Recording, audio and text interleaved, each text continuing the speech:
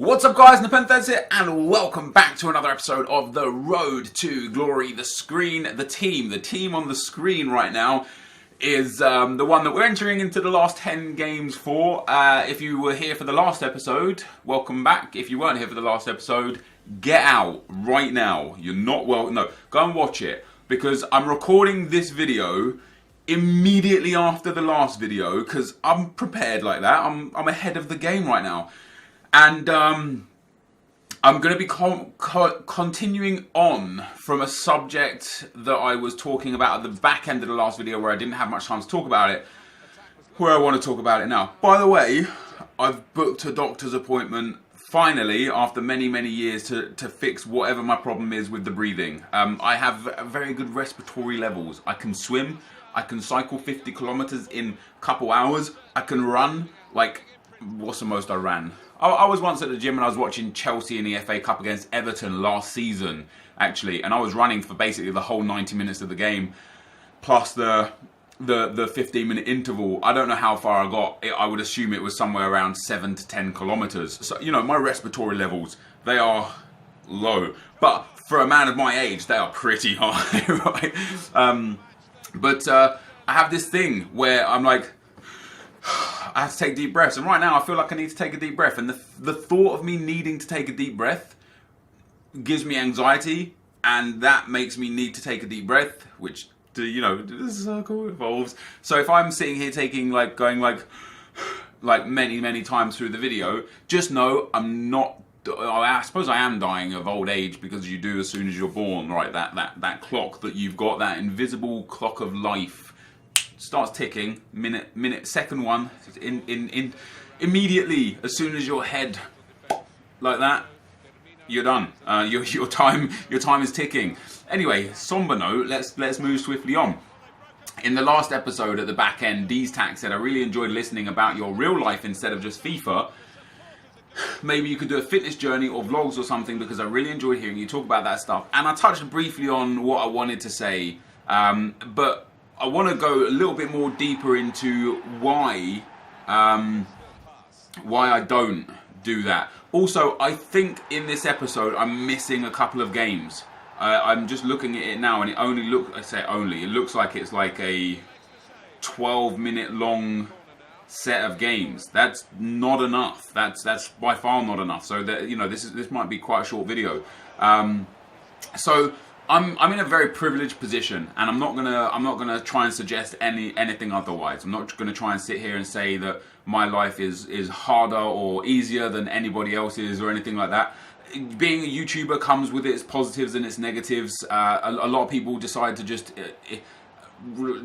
essentially like suggest that the negatives are not worthy of complaint, or not like a viable reason for people to be upset. But YouTube can be an incredibly depressing scene. Yes, sure, you get adulation, you get a fan base, you build a brand, which not many people in their lives can do. You know, you get to talk to people that you may never have had the opportunity to talk to in your life. For example, David Myler, a professional Premier League football player. I have a good relationship with him because of YouTube, because of FIFA. You know, I've met some people that I never in my wildest dreams thought I'd meet. I've travelled the world because of FIFA. There are a lot of positives, but there are a lot of negatives that come with YouTube.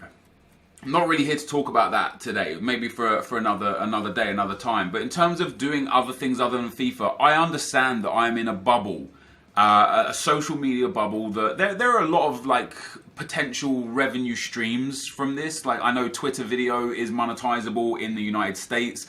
Eventually that will come to the UK, and sure as day you'll see me start posting videos on Twitter, you know, short 30, 45, 2-minute clips of me just talking and stuff, once Twitter monetization becomes available to me, because I would be an idiot not to, right? Like, if somebody's going to present you with an opportunity to make money through doing something that you're already doing on a platform where you have a huge audience, you would be literally idiotic to not do so. Okay, so you know that kind of thing would be there, but for the most part, I don't actually take that many sponsorship deals.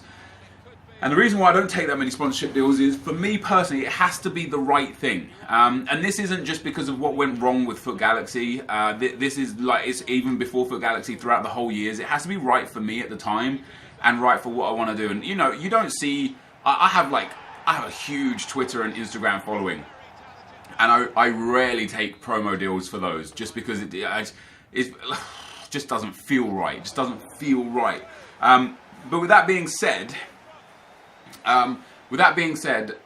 one of the reasons why I don't do things like vlogs or fitness things or anything like that is because I'm aware that this bubble I am in will eventually pop. Maybe not this year, maybe not next year, maybe not for 5 years, maybe not for a decade. The bubble itself may not pop at all, or at least not in my lifetime, or in my kind of like my YouTube career lifetime. However, I have seen people in this industry hit the highest highs and fall down to the lowest lows. So I'm aware that even if the social media engine keeps turning, doesn't mean that I'm on board the train. You know what I mean? Like, I might fall off the train. We're using metaphors all over the places. Bubbles, trains, also like imaginary clocks. We're going through the works. So you know, I'm aware that right now I'm in a very, very fortunate position to be able to make a good living from playing FIFA, to provide for my family and hopefully set myself up for life. Don't get me wrong, I've got a few other business things going on, but I'm unable to dedicate a lot of my time to do a lot of the things that I want to do, because I'm doing things that I have to do. And I put inverted commas in there because I don't have to do anything. You know, everyone has options in life. But as I say, I'm in a very privileged situation right now, very privileged position, to the point that I get to do this every week, every day, every month, every year for the last 4 years, as a way to generate income to provide for my family. And regardless of whether or not I have to sacrifice certain things to do that, it's something I'm willing to do because of the fortunate position that I'm in because of it. So when DZTAC says maybe you could do a fitness journey or vlogs or something, I would love to. But right now, for at least FIFA 17, and then depending on what happens in FIFA 18 with Weekend League, Foot Champs, with how the game is, with how viewership on YouTube and streaming and stuff is, the next 1 to 3 years of my life are so important because I've built this brand and because I have a possibility to make money through playing FIFA. I have to make as much of it as I can before I either fall off that proverbial train or before the engine stops running altogether. And I touched a little bit yesterday on the fact that a lot of huge advertising agencies have pulled their ad revenue because they don't want their product associated with terrorist videos, or just in general, like videos of abuse, videos of terrorism, videos of you know, violence or political kind of mindsets, like any kind of political video. Like, companies don't want their products associated with that, and I understand that completely, and I know Google are working towards it, but it's a big, like, not a scare per se, because it hasn't affected things to the point where it's like, oh god, I need to go and get another job kind of thing, but it's had an impact on revenue earned. So I'm aware that the bubble could burst at any point for any reason, whether it be my fault or not my fault. FIFA 18 might have such huge problems that nobody watches the game anymore, and all of a sudden I'm stuck. You know what I mean? Like, I'm a FIFA channel. I have 2 FIFA channels, and yeah, I could get by doing other things, but this is my passion, right? So for the next 1 to 3 years, and for the last 4 or 5 years, you know, for the sake of my family and building my brand, I've sacrificed a lot of things to be able to do this. And again, I say the term sacrifice because I've made sacrifices that are personable to me and are important to me at the time that I make them, but I'm not for 1 second suggesting that my sacrifices are any more or any less important than the sacrifices of those who work in healthcare or in the military sectors, or do things like, you know, the firefighters, the police officers. I'm not for 1 second suggesting that me not going out on a weekend is far less important or far more important than anything like that. I'm just saying, for me personally, in my world, I'm making a few sacrifices right now that allow me to be able to produce content every day for you guys. Because although what I do isn't physically, demanding. It's mentally very, very stressful, and in terms of time consuming, it's like no other job I've ever worked. I like most day, like today, it's currently 4:15 in the afternoon. I got up at like 11:30 today. I didn't go to bed till 6 o'clock last night because I was working, right? So Sunday I was playing all my Final Foot Champs games for my pack only account. I was editing one of the videos that you saw yesterday, and then I finally finished editing at like 4:40. I watched an episode of Iron Fist, which is getting really bad, by the way. I was kind of enjoying it, and now it's got a little bit tedious. But yeah, I watched another episode of Iron Fist, and then before I knew it, it was like almost 6 a.m. I was like, okay, time to go to bed. So I went to bed at 6 a.m., got up at 11:30, only 5.5 hours sleep. And then from 11:30, came upstairs, switched my computer back on straight away, and that's it. You know, I'm editing, I'm recording, I'm preparing videos, and it's now 5 o'clock in the afternoon, or 4:15 in the afternoon. And once I finish recording this video, I've got to render that out, and then have to upload that and do all the extra things like the meta tags and the things that come with uploading the video. And again, I'm not saying, oh my god, poor NepentheZ has to upload a video today, must be like, I'm not going there. But in terms of like the mental stress that YouTube gives and the time consummation of it, I guess, I am making a lot of sacrifices.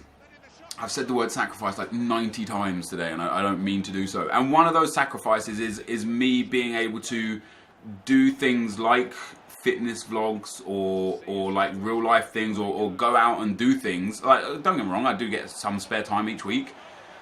But as I say, you know, if I earn the sort of revenue that I earned over the last 12 months for the next 36 months, you know, or even 12 to 24 months, or as many as 36 months, I will put my family in a position where we will be set pretty much for life.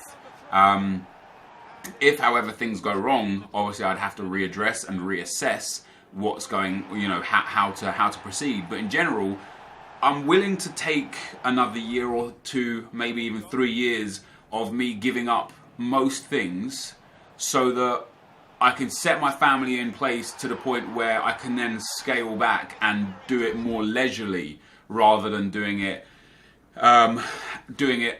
every day without fail. I know some people say take some time off, people won't mind, but in this industry with brand building and the way it works, it doesn't matter whether they mind or whether they don't mind, it's whether or not they return. And again, I've seen people, I've seen even some FIFA YouTubers, I've seen them take a week, 2 weeks, a month off, and after getting 400,000, 500,000, 600,000 views a video, they'll come back and they're getting 100,000 views a video, 50,000 views a video, not enough to sustain what they had.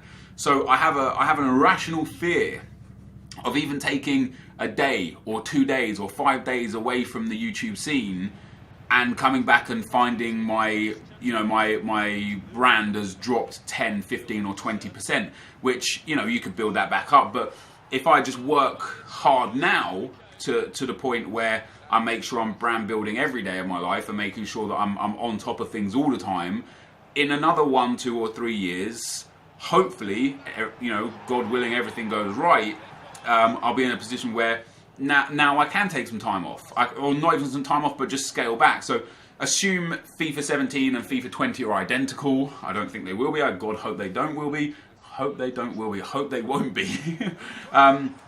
So instead of uploading 7 videos a week on this channel and 10 to 14 videos a week on my main channel, I'd upload 3 or 4 videos a week on this channel and 5 to 6 videos on my main channel, and scale it back so that I've got more free time, so that I can do not only things with my family, but also, you know, more things just with my life, going gym, etc., and can then focus on more projects that I've got up here that I think will be amazing for the community. You guys know, through the years, I've had so many ideas of things that I think would be successful, but because I don't have the time anyway, I've never had the time to go and find the people that can help me make my mind's eyes visions become reality. You know, I tried it with the Ultimate League. I still think the Ultimate League is a great idea.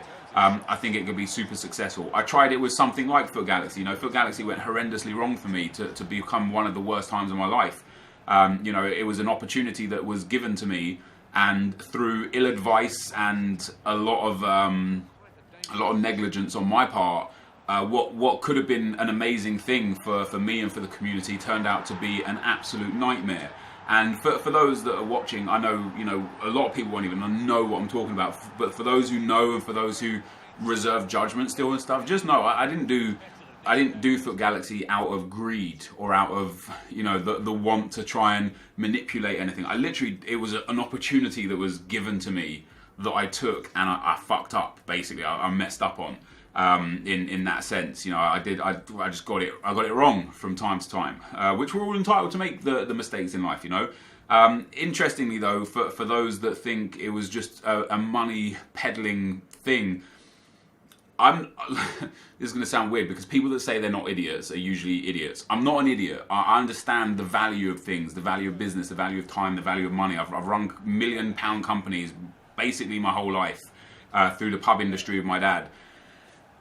The money that I made off of Foot Galaxy, it has cost me 4 times that amount just through the legal fees and the fines and so on and so forth to get myself out of that situation. And I've also come out of that with a criminal conviction.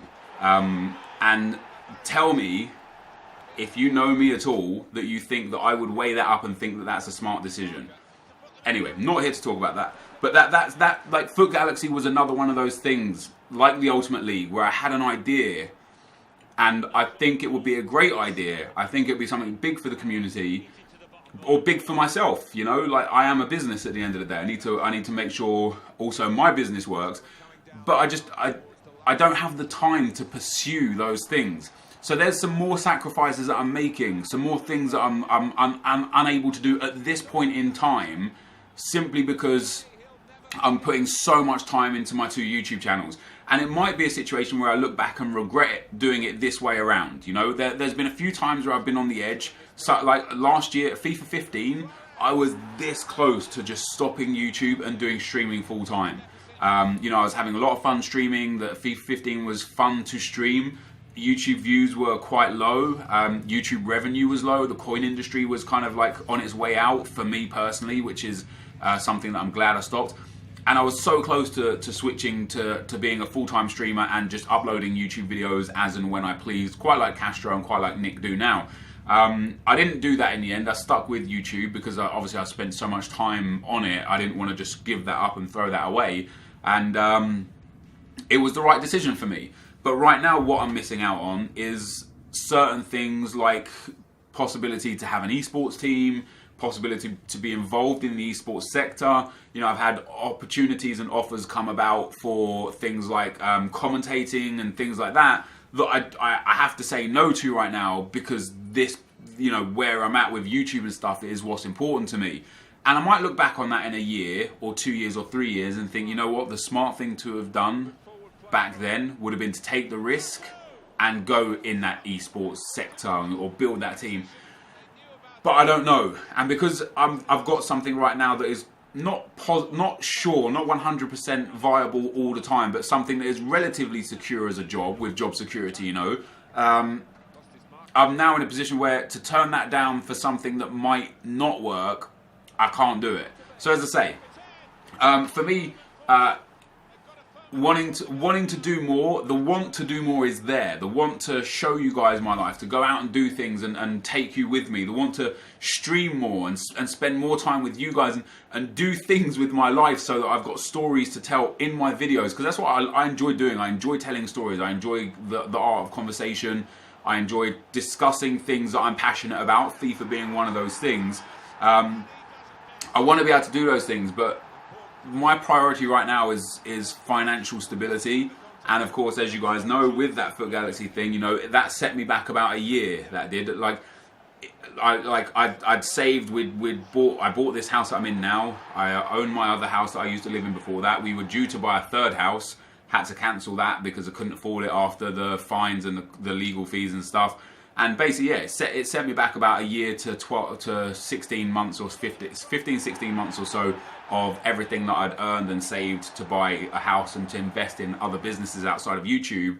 Just all got wiped out. So again, now I have to spend another year or 2 or 3 building that back up. And again, I understand there's probably a lot of people out there that are probably like, oh my God, the cheek of this guy saying, oh no, he has to work for another year or two to earn money back. Like, I understand where that comes from, but this is my world. This is the bubble that I'm in. This is where, you know, my situation and how I'm in and where I see my life going. I can't work for people. I've always worked in a family-run environment where I've run pubs for my dad, or I've worked for myself with YouTube. So I can't, you know, I need YouTube to set me to the point. I don't need YouTube. That's a little bit self-indulgent. I want YouTube. I want to work hard to make sure that YouTube provides so much security for me and my family going forwards that I don't have to worry about going and getting a 9-to-5 job or building a career in a different industry, because I've made good use of this industry that I've already built my life and built my brand around.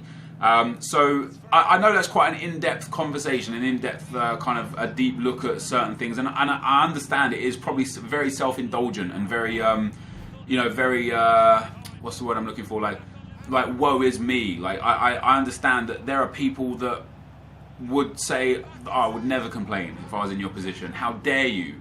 How dare you tell us that things can be hard for you as a YouTuber? But until you're in this seat, until you're in the driving seat of this ship, well, not really in a driving seat of a ship, are you? Until you're in the driving seat of this train.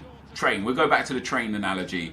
You don't know, you don't understand. You know, you don't get me. Like, but that in a nutshell is why I don't do more things that I really, really want to do, is because I'm spending so much time. And don't get me wrong, I love doing what I'm doing. I just wish I had more time. I wish there was 30 hours in a day instead of 24 hours in a day. It would make my life a lot easier.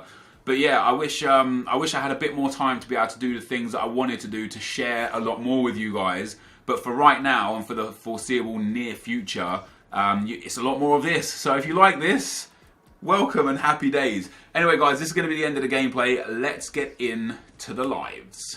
So guys, we end up finishing with 30 wins. We're into Elite again. Very happy with that.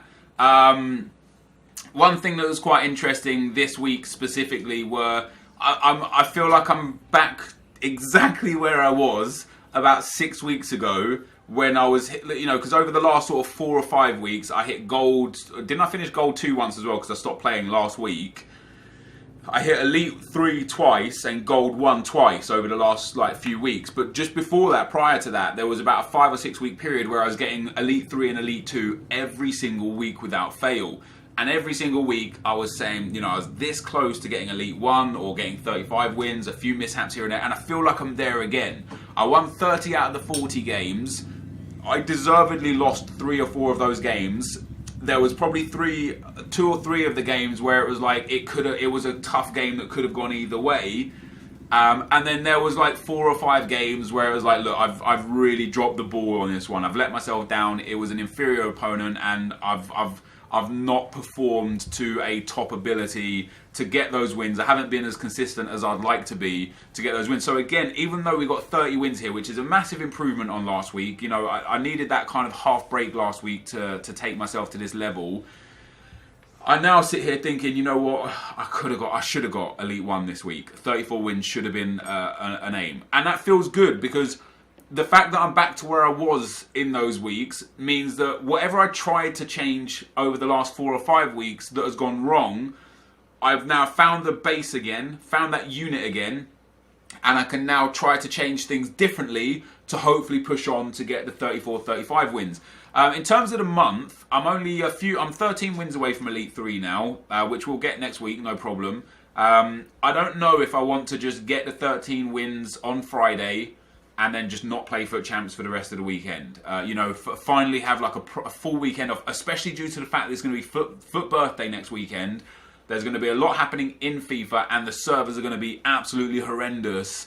It might be a good week to be like, do you know what? Let me get the 13 wins, and boom, we'll start again fresh the week after. And that's not coming from a position of, I don't want to play this game, I have no desire to play this game's screwing me. That comes from an angle of, FUT birthday is going to be a lot of fun. I can't really get much more out of it than Elite 3 for the month, and it will be nice to get a couple of days of FUT Champs off and then hit it hard the next week. I don't know if I'm definitely going to do that or not, but my mind right now, my mentality is that's what's going to happen. But happy to get back into Elite for this week. Very happy with that. In terms of the team, again, it's a weird situation with this team because I've had a huge issue for several months, to the point that I cannot for the life of me find the correct third midfielder. Fernandinho, I win more games with him in the team than if I put an offensive-minded midfielder in the team. But I hate the fact that he actually costs me at times goals and wins because his offensive ability isn't as strong as it could be.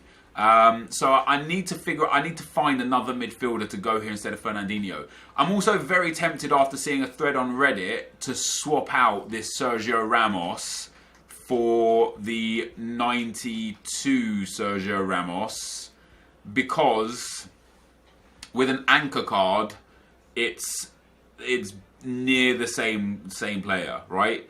The only things that then are really different is the 2 shooting, the 6 passing, which isn't that important, and the 5 extra dribbling.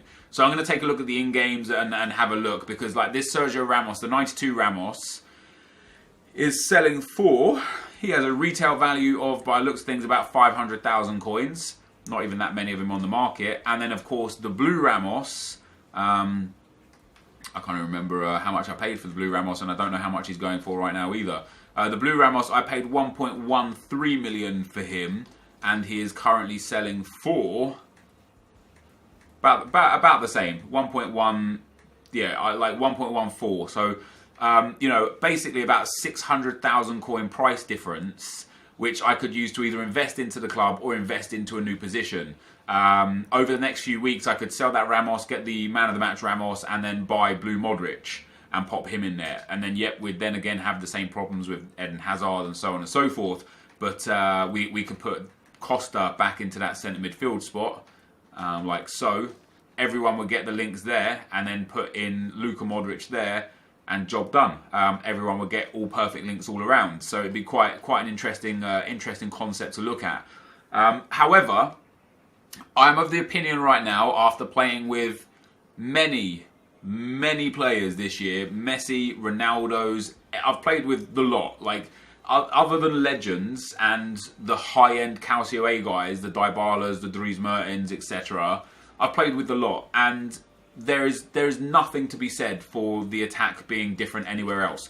I get the same output with Hazard as I do with Ronaldo, the same output with Walcott as I do with Lionel Messi. Yeah, sure, there are times where I score that absolute banger with Messi, and I'm like, oh my god, this is why I've got him. Walcott could never do that. But I wouldn't try that with Walcott. Instead, what I do with Walcott is I'd run past the defender and drill it home a different way. You know what I mean? I'm not scoring more goals or winning more games for having the super attackers outside of what I already have. I did love Anthony Martial at striker. He scored a lot of really good goals for me. He's strong. He's a good player. And look at this bench, man. This bench is ridiculous. It's just all SBC cards. In fact, this whole team, outside of the 3 Team of the Year cards and David De Gea, it's an SBC team, or an untradeable team. Every single card is untradeable. Having Luis Suarez as a substitute, brilliant. He's been so instrumental to the club. Harry Kane could probably go. I bought him on as a sub a few times, but in general, I don't want to say he's a waste, because I thought he would make a phenomenal midfielder, and he may well still do so. But I went back for the defensive-minded midfielders rather than the offensive-minded midfielders to see if it made a huge difference. I don't believe it did make necessarily a huge difference. It made a difference, but it didn't make a huge difference. But I'm interested now to see what happens in Foot Birthday, what SBCs come, and see how we can develop this team any further. I'm definitely intrigued to get rid of that Sergio Ramos and pick up the orange Sergio Ramos. PK there, 340. What do I pay for him? Like 310 or so. PK's 335 there. 329. So 329 for PK. I paid, so he's about the same as well. PK and Ramos are still about the same value. And then Team of the Year Marcelo, I paid like 600,000 or so for him. And he's, oh wow, he's like over 700k now. 735, 740. 735 here. So I've made almost 100,000 coins on that Marcelo card, which is great if I were to ever sell him. But I rate him so highly, so highly. 49 games, 2 goals, 3 assists, but he's brilliant. Like this defense in general is brilliant, and I spoke about it in a previous video. The biggest problem isn't the defense; it's me. I'm the biggest problem because I use second man press too much, I panic tackle too much, and I panic switch too much. If I can figure those out and calm myself, this defense will carry me to 34 wins very comfortably. The attack, the same. I would still be interested to try out some different things instead of Theo Walcott. You know, there's quite a few options from the BPL that we could go with. Let's go for concepts from the BPL. You know, there's Willian, there's that Mkhitaryan card. I've tried Mane a couple of times. He's real good. I can't have. If I were to buy the Mane, it would have to be the ones to watch card, just in case he ever gets another inform that gives him an upgrade. And I can't have like 400,000 or 500,000 coins invested in a player that doesn't give me much more than the Theo Walcott I already have. Willian's a decent one. Looks like it'd be pretty good. The 86 Walcott might be worth another look, because when you compare them, that extra shooting and that extra physical could actually be quite important. But once again, how much of a bonus, how much of a boost am I really going to get from that Theo Walcott? If I was to try someone, it wouldn't be an upgraded version of Walcott. It would either be Willian, who's 4-star, quite nice but low physicals, or Mkhitaryan. I think this card would be good. You stick a Hunter card on him, 5-star, 4-star, high work rates. I think he would be a very, very strong card to have in the team. And he look, wow, 130k. Jesus Christ. If we see one here for like 115 or so, I might just pick it up and give it a shot in Division 1. And come on, someone have listed one cheap. I'm very tempted to go and buy that Mkhitaryan card. Having a 5-star weak foot player with 4-star skill moves could be good, guys. Could be good. As I say, I might try him in Division 1, and if I don't like him, I could just sell him on. Yeah, okay, I'll lose like 5-10k in tax, but it'll be worth it to test him out, I think. Let's go like that. It's going to give me the derp. Let's go like that. Nothing for 125. Was it 130 or so? So 128 and 128. I want to see if there's one with a Hunter card already, because I'd prefer it with a Hunter card, I think. Right, there's one with a Hunter card, 131. We'll go 130, see if we've got a Hunter here. No Hunter here. You know what would be easier? Doing this. Obviously, the Hunter card is 5k. So if I can get it for 131 with a Hunter is perfect, and a right forward there as well. So we'll pick up. I'll pick him up. I'll try him out. Why not? You know what could go wrong? What could go wrong? We'll just sell him if we're not enjoying him. So we'll throw Mkhitaryan into the team. And it'll just be a little bit of a change of pace. And again, I don't necessarily believe that changing the attackers is the way forward, because I don't think it makes that much of a difference to the team. What I believe, though, is that I will eventually hit the right balance of everything that will just win me games. You know, this midfield still, Firmino, I love. I find him to just be brilliant. I'm a big fan of his card. Emre Can as well, big fan of his card. It's this Fernandinho card that's the problem, because although he is great defensively, he is a problem offensively. But anyway, guys, just showing you a bit of the team there. Let me show you the player stats before we get out of here as well. I know a lot of you guys like this sort of stuff. So we played 969 games now for Eden Hazard. We've got quite a lot of people over 500 games as well. Emre Can, Bellerin, Costa, Sterling, Son and Hazard. No Ibrahimovic around, really. What's he on? 387 games for Ibrahimovic. A card that if you would have said to me 3 weeks ago, you don't use Ibrahimovic anymore, I'd have been like, come on, bro, let's be real. But it's just that extra pace that Martial has is. I don't even know if it is better for me as a player. I think Ibrahimovic is a better player than Martial. What I think is I think it's a mind game against my opponent, where they're like, oh my god, look at this attack, look at that red Anthony Martial, look at the pace that he's got. I think that's what causes more problems.